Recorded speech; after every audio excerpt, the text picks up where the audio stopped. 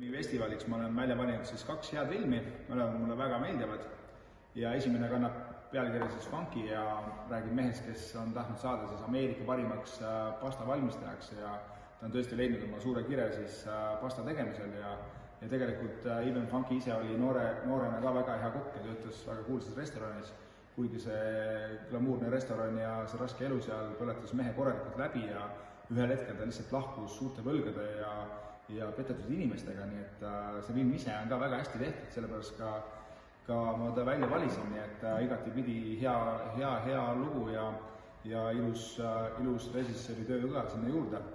Teine film on siis nimega Etapp kulinaaria praktika ja räägib siis sellisest ka väga heast köögist ja räägib siis noortest, kes tahavad saada siis kunagi ise suurteks ja tugevateks peakokkadeks ja võib-olla isegi mõni restorani omanikuks. Küll aga peale 2 nädalat või natuke peale siis selgub, et paljud noored ei saa ikkagi selle tööga hakkama ja et kuigi müts maha nende ees, kes on läinud ikkagi tööle tasuta kohtade peale, töötad seal nädalaid, teinud kõik seda, mida peakokad ja teised suussefid ütlevad ja siis saabki aru, kellel närv peab vastu, kellel mitte, nii et kui seda filmi vaatate, siis saate aru ka, kuidas tegelikult siis köögis töö käib ja ega see restorani pidamine nii meelahkumine ei olegi, kuigi see on väga mõnus ja lahe elustiil, mida mina küll väga naudin, nii et head filmi vaatamist.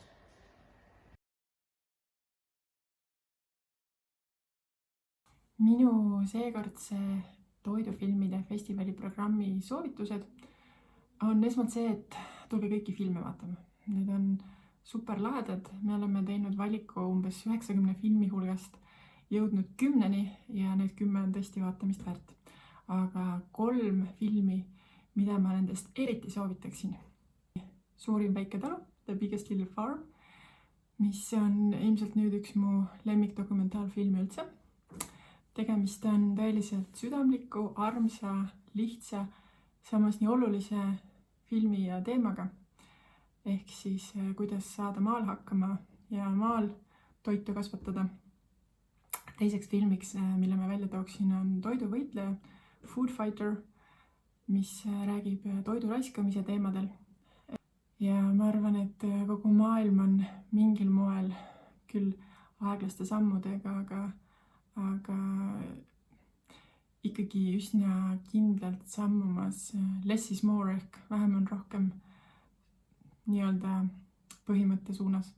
Vähemalt ma ise olen küll sinna suunas teel. Ja 3. filmina ma soovitaksin filmi Wandering Chef ehk Rändav kokk, mis on Lõuna-Korea kokast, kes käib ringi ka just maapiirkondades, külades ja teeb süüa kõigest sellest, mis ta loodusest leiab. Et hästi lihtne, samas hästi südamlik. Seesama less is more teema, et tegelikult selleks, et teha suurepärast süüa, ei ole vaja väga palju, vaid lihtsate vahenditega saab teha imelisi asju. Ja ootame teid kinno!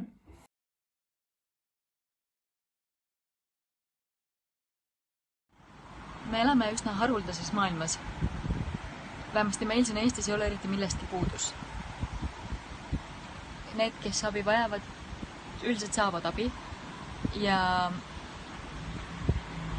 Aga ometigi on seda, millest ei räägita ikka meie ümber palju ja ma räägin näljast, ma räägin toidu äraviskamisest ja sellest paralleeluniversumist, mis nagu ei saakski kokku. Ja siis on naine Austraalias, kes võitleb tulihingeliselt selle vastu ja mulle tundub, et tema hullus on heas mõttes nakkav. Jamie aitab teda, Camilla aitab teda, need, kes veel aitavad ja kes sellesse usuvad, on tegelikult palju. Mulle tundub, et me oleme mingil ajal unustanud sellise kõige lihtsama talupoja tarkuse ja ei kasuta seda. Me viskame ära toidu, kui kiri ütleb peale, et see on halvaks läinud. Aga ta ei ole. Enamasti on sellega kõik veel väga hästi. Kuidas teha nii, et me ei viskaks kodudest toitu ära? Kuidas teha nii, et toit, mis poodides jääb üle või restoranides jääb üle, jõuaks nendele, kelle kõht on tühi? Ma arvan, et selle nimel tuleb väga palju tööd teha ja selle nimel on väga palju teavitustööd vaja teha. Ja ma arvan, et see film võiks olla selleks väga heaks tõukeks. Ja ma arvan, et see võiks olla väga paljudele ametnikele, kes kirjutavad seadusi ja regulatsioone kohustuslikuks filmi vaatamiseks. Jõudu teile!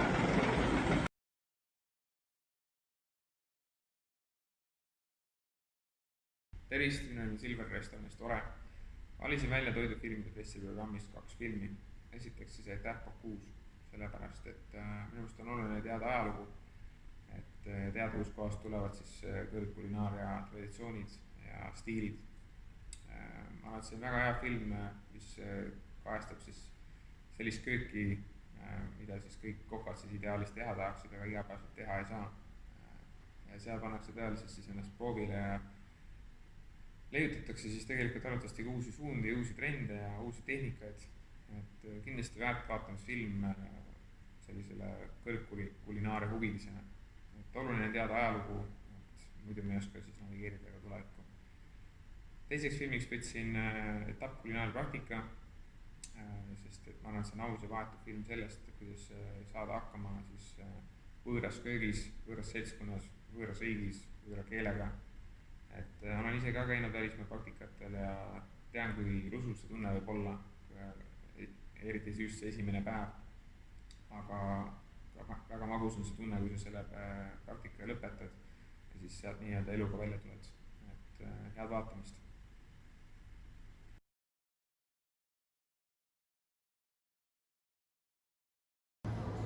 Naudime tihti elus tooteid ja maitseid, teadmata selle toote sünnilugu ja elulugu.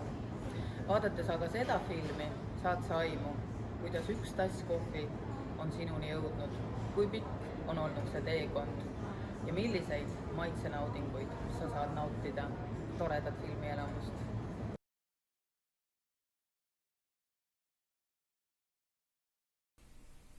Tervitused Prantsuse instituudist. Mina valisin toidufilmide festivali tänavusest hõrguskavast välja filmi Merci Bocuse, Aitäh Bocuse, sest 2020. aastal on Eestile antud suur au korraldada maailma kokandusolümpia Bocuse d'Ori Euroopa eelvooru. Bocuse d'Ori asutas 1987. aastal Prantsuse kokk Paul Bocuse Prantsuse gastronoomia pealinnas Lyonis ning tänaseks on sellest saanud maailma kokanduse tippsündmus, kuhu tulevad kokku maailma parimad tippkokad, et omavahel mõõtu võtta. Ja see film annabki aimu selle konkursi köögi poolest ja sellest, kuidas üks tiim ettevalmistusi teeb ja mida sellel konkursil osalemine nende jaoks tähendab. Nii et mõnusaid toiduhõngulisi filmielamusi.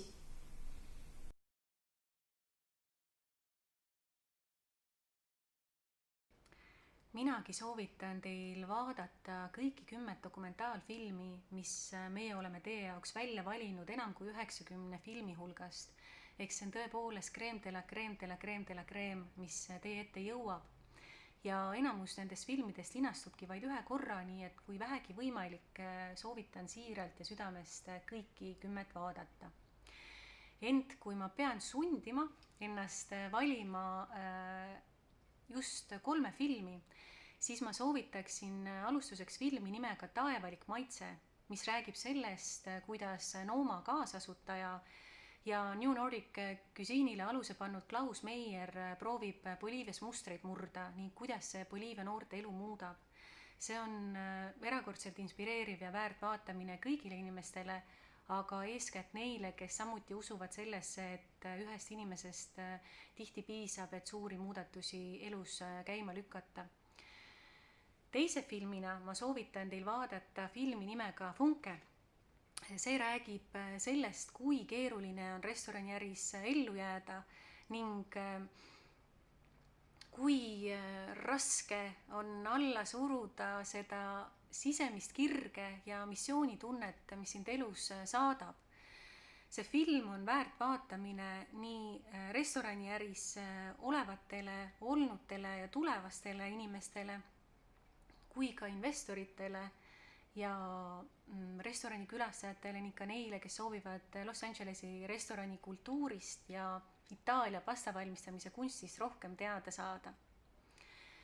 Ning kolmanda filmina ma soovitan teile filmi, mis on kirjeldamatult südamlik ja sobib vaatamiseks ka neile, kes päriselt ka toituvad ainult õhust ja armastusest.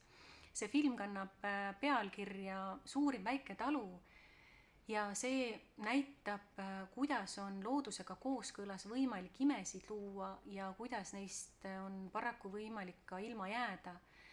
See on väga liigutav film ja kuigi kindlasti olete kõik suurepärased inimesed, siis uskuge mind, peale selle filmi vaatamist te tahate olla veelgi paremad. Nii et tulge kinno.